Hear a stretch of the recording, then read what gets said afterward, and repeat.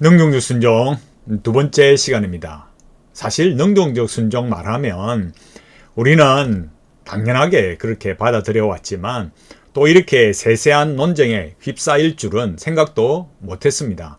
지난 시간에 제가 창조시의 아담의 상태를 말하는 그것이 이 모든 논쟁의 가장 중요한 출발점이고 또 핵심이 된다고 말씀드렸습니다. 제가 방법론에 관해서 말씀을 드렸을 때, 다시 말해서 서철원 박사님이나 정인철 목사님이나 17세기 개혁주의자들이나 현대 개혁주의자들이 사용하는 방식에 있어서 판이하게 다른 어떤 제3의 또 어떤 완전히 다른 어떤 형식이 아니라, 그런 방식이 아니라 똑같은 방식을 사용하고 있다라는 것을 말씀을 드렸고, 거기에 관해서 더 어떤 답변도 사실 정희철 목사님에게서 나오지 않았어요. 그것은 인정하는 겁니다. 더 이상 거기에 대해서 이의를 제기하지 못하고 있는 거죠. 제가 다시 보여드려 볼까요? 여기에 보면 제가 이렇게 말씀드리려고 했던 근거가 되는 글이랄까요? 정희철 목사님께서 여기 보면 바른신학의 합동목회자 47명의 외신서 행위 언약의 타당성에 대한 교단 차원의 공청회 요청 성명서를 냈습니다. 제가 이런 걸 보면서 참 많이 안타까운 마음을 금할 수가 없어요. 뭐 여기 합동목회자 47명이라 했지만은 여기에 공개적으로 본인들의 목사님 본인들의 이름을 나타내지 않을지라도 또 많은 분들이 여기에 대해서 공감하고 있을지 저는 참 많이 우려스럽습니다. 뭐 우리가 다 처음부터 신학에 관해서 많은 어떤 그 깊이를 가지고 조회를 가지고 접근하는 것이 아니기 때문에 부족할 수 있습니다. 또 뭐 시행착오라는 것이 우리에게 많이 일어나지만, 그러나 제가 말씀드렸듯이 지금 이 문제, 이렇게 공청회를, 행위언약에 관한 공청회를 요청하고 있는데, 제가 이렇게 판단하는 이런 내용들을 보면, 판단하는 관점들을 보면서 참 이것이 우리 현대 목회자들의 신학의 이 실체다, 이 신학의 부재 속에 살아가고 있는 실체다라는 것들을 제 개인적으로는 그렇게 생각을 합니다. 그래서 여기에 보면 최근 총신 교수들을 통해서 매우 비성경적이고 기독교 신앙의 근본을 허무는 위험스러운 주장이 제기되었습니다 라고 말했어요. 여기에 아주 핵심적인 그 비판의 내용이 있지 않습니까? 매우 비성경적이다, 기독교 신앙의 근본을 허무는 것이다, 위험스러운 주장이다, 이렇게 말했잖아요. 그러나 정희철 목사님은 여기에 정태용 목사의 신학의 발전과 진보를 진심으로 기원한다면서, 제가 여기 5장에 관한 이 존재론적인 문제, 인간론에 관한 문제에 이의를 제기했을 때, 이 정희철 목사님은 제 글을 이렇게 인용을 하면서, 그죠? 인용하면서 분명히 정희철 목사님 자신도 성경에 명시적으로 아담이 영생을 가진 상태라고 말하는 구절은 없다라고 말하면서 뭐라고 말했습니까? 추론을 자주 동원했다. 본인이, 정희철 목사님 본인이 그렇게 했다 이거예요.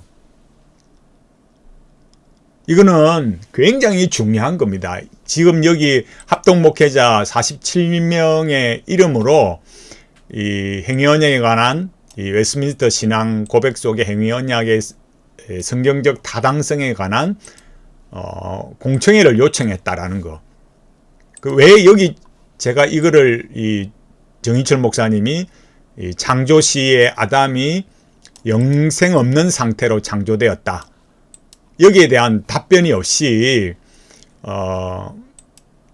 이런 추론을 통한 이런 내용들, 그리고 행위언약, 그러니까 아담의 창조시의 상태와 행위언약은 직결되어 있는 거죠.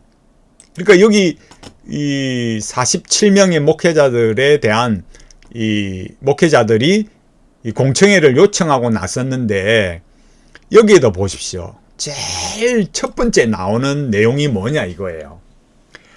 영생을 준다는 비성경적 율법에 의해 이렇게 말하면서 가장 중요한 내용이 뭐냐면 하나님께서 아담을 범죄하지 않을지라도 머지않아 죽을 사람으로 창조하시고 아담에게 율법을 지켜서 스스로 자신의 영생을 얻으라고 했다는 거짓된 이론이 공공연하게 주장되고 있습니다.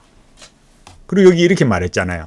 하나님이 아담을 머지않아 죽을 사람으로 창조하셨고, 그러니까 창조의 상태, 여기서 여기까지는 뭐예요? 아담의 창조 시의 상태. 그 다음 뭡니까? 아담이 영생을 위해 스스로 행위를 통해 율법의 의의를 획득하여 영생하도록 정하셨다. 그러니까 여기는 아담의 상태, 여기는 행위 언약을 말하는 거예요.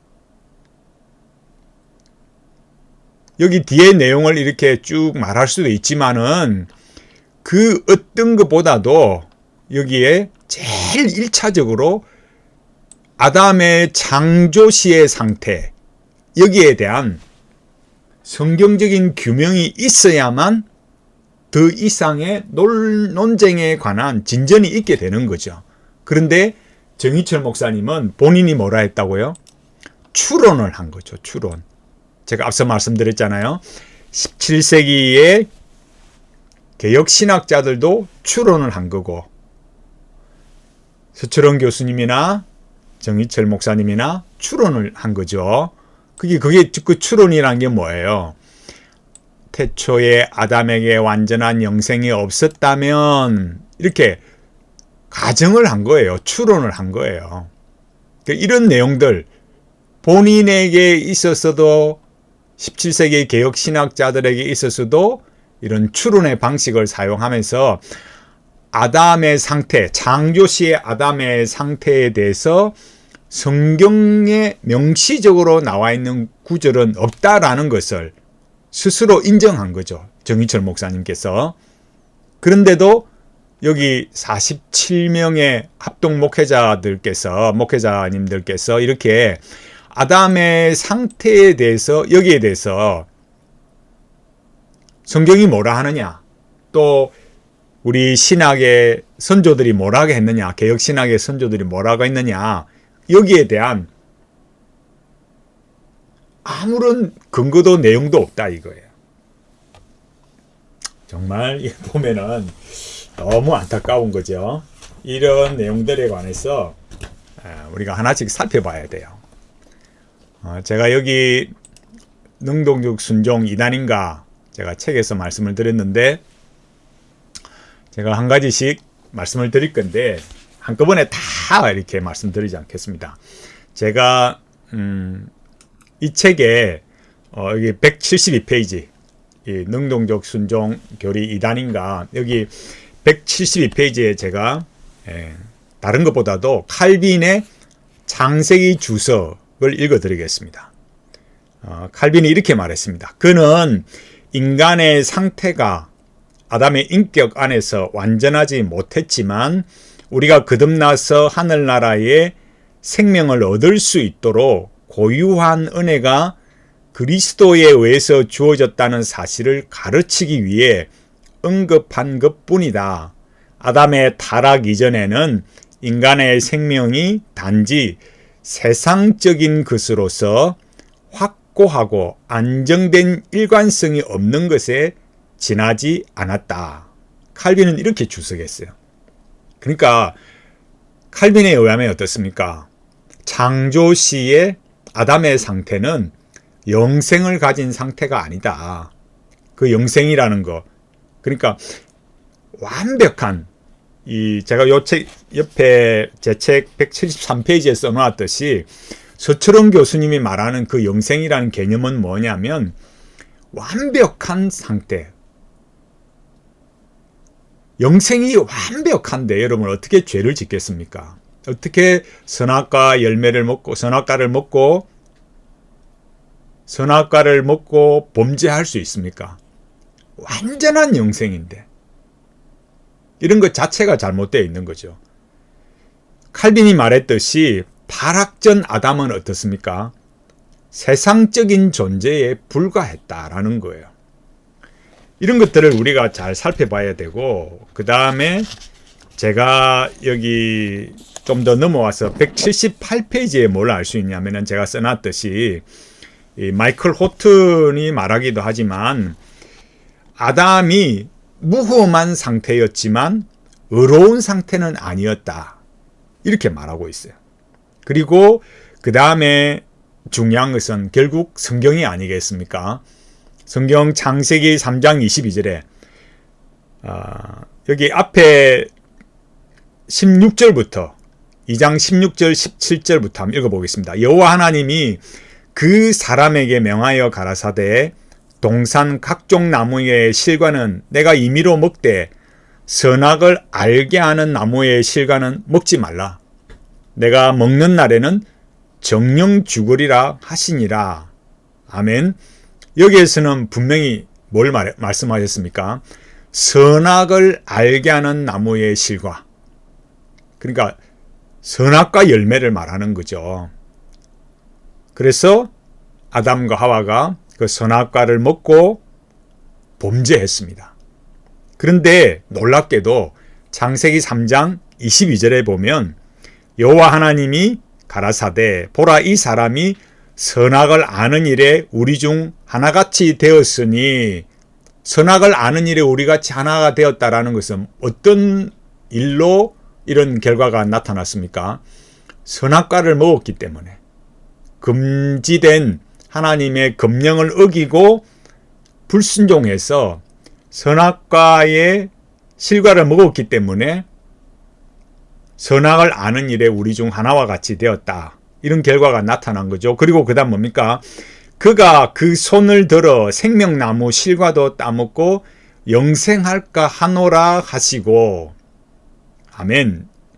여기 분명히 말씀하셨잖아요. 아담의 타락 이후에 어떻습니까? 생명나무 실과도 따먹고 영생할까 하노라. 제가 여기 써놨듯이 만일 아담이 영생을 소유하고 있었더라면, 이미 영생을 소유하고 있었더라면 여호와 하나님께서 아담이 이 생명나무 실과를 먹고 영생할까 그렇게 우려하실 필요가 없잖아요. 이거는 우리가 성경을 보고 있는 그대로 말하는 거지 않습니까? 이것은 뭘 말하겠습니까? 영생은 아담이 창조 시에 누리고 있던 그런 무흠의 상태를 말하는 게 아니라 종말에 주어질 영화롭고 영광스러운 상태를 말하는 거죠. 그러니까 우리가 잊지 말아야 될 것은 죄 없는 무흠의 상태가 영생을 얻은 의로운 상태가 아니라는 거예요. 아담 하와는 창조 시에 죄를 짓지 않는 무흠의 상태였지 그들이 영생을 받은 의의 상태는 아니었다라는 거예요. 그러니까 여기 창세기 3장 22절에 나오듯이 생명나무 실과도 따먹고 영생할까 하노라. 하나님께서 이렇게 우려하실 필요가 없잖아요. 만일 아담과 하와에게 영생이 있었다면, 아담과 하와가 선악과도 먹고 생명나무도 먹고 이렇게 하지 않았잖아요. 선악과 열매를 먹은 거죠. 여기에서 우리가 그 브랜던 크로의 이런 설명도 있지만 여기 나오듯이 브랜던 크로도 말하기를 아담은 영생에 충만한 상태로 존재하지 않았다. 가변의 상태라고 했듯이 영광스러운 생명이라는 그 목표로 나아가야 되는 거죠. 그것이 지금 여기 47명의 목회자분들이 서명하여서 공청회를 요청한 이 내용, 그러니까 아담이 영생을 위해서 스스로 행위를 통해 율법의 의를 획득하도록 영생을 정하셨다. 이게 행위언약이잖아요. 그러니까 여기서 여기까지 다시 반복하지만 여기까지는 창조 시의 아담의 상태, 여기는 행위언약. 그러니까 먼저 뭐가 해결되어야 된다고요? 창조 시의 아담의 상태. 제가 말씀드렸듯이 뭐라 했습니까? 선악과 그 다음에 생명나무의 실과 요 차이. 하나님께서 왜 영생할까 하노라고 말씀하셨는가? 47명의 합동의 목회자, 목사님들께서 이걸 좀 생각하시면 좋겠어요. 그리고 제가 말씀드렸듯이 무흠의 상태가 영생을 얻은 의로운 상태는 아니다라는 거예요. 그 영생의 상태, 영생은 무흠의 상태가 아니라 성경이 우리에게 뭘 가르쳐 줍니까? 예수 그리스도의 십자가 구속을 통해서 종말에 주어질 영화롭고 영광스러운 상태. 우리가 이런 점들을 조금이라도 생각하면 창조 시의 아담의 상태는 서철원 교수님이나 정희철 목사님이 말씀하시는 창조 시에 이미 영생을 얻었다. 그렇게 될 수 없는 거죠. 그렇게 되어 있다면 하나님께서 타락 이후에 하나님께서 아담과 하와가 그 손을 들어 생명나무 실과도 따먹고 영생할 가노라 이렇게 말씀하실 이유가 없는 거죠. 가장 중요한 이 논쟁의 핵심 키워드, 아담의 창조 시의 상태, 이게 해결이 안 되면 안 되는 거예요. 칼빈도 그렇게 봤는데 세상적인 그런 상태였다라고 칼빈도 말하잖아요. 우리가 이런 점들을 만약에 부인한다 그러면은 칼빈도 잘못되었다. 17세기 개혁신학자들도 지금의 목회자들도 여기에 누구라 했어요? 최근 총신 교수들의 했듯이 이분들도 그럼 다 잘못되었다. 제가 계속 강조하지만 존재론이, 인간론이 모든 걸 이렇게 지배하는 거예요. 이 창조시의 아담의 상태, 창조시의 아담의 상태가 어떤 상태였느냐? 영생의 상태였느냐?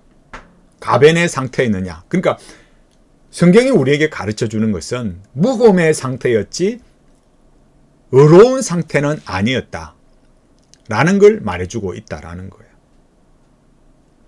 이 점을 정희철 목사님이나 이 47명의 합동의 목회자분들도 인지를 하시면 좋겠습니다.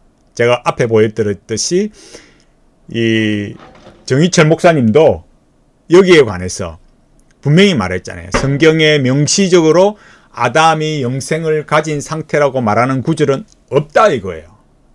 없는데 여기 뭐라 그래요? 그렇다고 이렇게 말하면서 아담이 머지않아 죽을 사람으로 창조되었고 하나님의 자식도 아닌 이상한 사람으로 창조되었다는 내용도 성경에 없다. 이거는 논리적이지 않아요. 그러면서 뭐라 했습니까? 아담의 상태는 추론의 문제이다. 그러면서 놀라운 건 보세요. 성경 66권의 흐름 그리고 그리스도의 구속 사역에 비추어서 추론해야 된다. 이렇게 말하고 있잖아요. 그리스도의 구속 사역에 비추어서 추론하면 어떻습니까? 인간은 창조 시에 영생하는 자로 창조되었다고 말할 수 없는 거죠. 무흠의 상태이지 의로운 상태, 영생을 얻은 상태, 창조시부터 영생이 주어진 상태, 그건 아니라는 거예요. 그러니까 정희철 목사님이나 서철원 교수님이나 이 행위언약을 말하기 전에 아담의 상태에 관해서, 창조시의 아담의 상태에 관해서 명확하게 말하지 않고 이렇게 공청회를 요청해 본들 아무런 의미가 없다라는 거예요. 이게 바른믿음 사이트에 보면은 여기에 보시면 여러 글들이 있잖아요. 그러나 이 글들을 여러분 잘 보시면 모든 글의 핵심은 뭐라고요? 여기 나오는 이대로, 그러니까 창조시의 아담의 상태에 대해서 명시적으로 성경에서 말하는 곳이 없다 이거예요. 창세기 3장 22절을 말씀드렸고 또 2장 16절 17절의 말씀을 드렸어요. 그 두 가지를 잘 보면 우리는 어떤 판단을 내릴 수 있습니까? 만약에 이미 영생을 소유한 상태였다면 하나님께서 영생할까 하노라 이렇게 말씀하실 필요가 없는 거죠. 생명나무의 실과를 먹고 영생할까 하노라 이렇게 말씀하실 이유가 없으시잖아요. 칼빈이 말한 것도 역시 뭐라고요? 세상적인 존재. 타락 전의 아담은 완전하지 못했어요. 여기에 관해서 서철원 교수님이나 또 정인철 목사님이나 47명의 합동의 목회자분들, 아담의 창조시의 상태에 관해서 뭐 칼빈이 말했다, 뭐 피터 릴백이 말했다, 브랜든 크로가 말했다, 뭐 누구 뭐 볼코퍼가 말했다 이런 걸 놔두고 창세기 2장 16절 17절과 창세기 3장 22절을 통해서 조금만 한번 고민해 보십시오. 그러면 답을 얻으실 수 있을 거예요. 창조시의 아담의 상태에 관해서 분명하게 말하지 않고 다른 걸 말하는 것은 그야말로 서철원 교수님이 말하듯이 사변이 되는 거예요. 추론에 의해서 아담의 상태를 말했듯이 분명히 그런 추론을 한다면 엉뚱한 추론, 잘못된 추론으로 갈 게 아니고 성경과 우리 믿음의 선조들이 어떻게 해석했는가 조금만 생각해 보면 결코 아담의 창조시의 상태는 완전한 상태, 영생을 얻은 상태가 아니라 무음의 상태였고 가변적인 상태였다 라는 것을 알 수 있어요.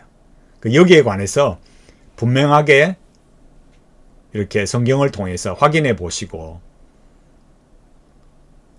이 능동적 순종 교리를 통해서 우리가 그리스도의 순종하심으로 인한 그 은택들이 우리에게 얼마나 위대하고 놀라운가 이것을 알아가면 좋겠습니다. 뭘 알아가는 것은 우리가 항상 어렵고 또 우리 자신이 부족하기 때문에 서로 논쟁하고 또 논란이 생길 수 있습니다. 그러나 우리가 그런 과정들을 통해서 배워가야 되고 또 상대방이 뭐라고 말하는가 귀를 기울여 들으면서 우리 각자의 신학의 한계와 그런 부족함들을 새롭게 하고 더 좋은 길로 가면 정말 좋겠습니다. 저도 이런 책을 쓰면서 진지하게 고민하고 이렇게 하나씩 배워가는 것이 정말 감사하고 좋습니다. 그러니까 누구 옳고 누가 나쁘고 또 그래서 내 마음에 안 들면 이단이다 이렇게 말하기보다는 정말 과연 그러한가 한번 이렇게 진지하게 한번 고민을 하면서 우리가 서로 다 그리스도 안에서 협력해서 선을 이루어가야 되지 않겠습니까?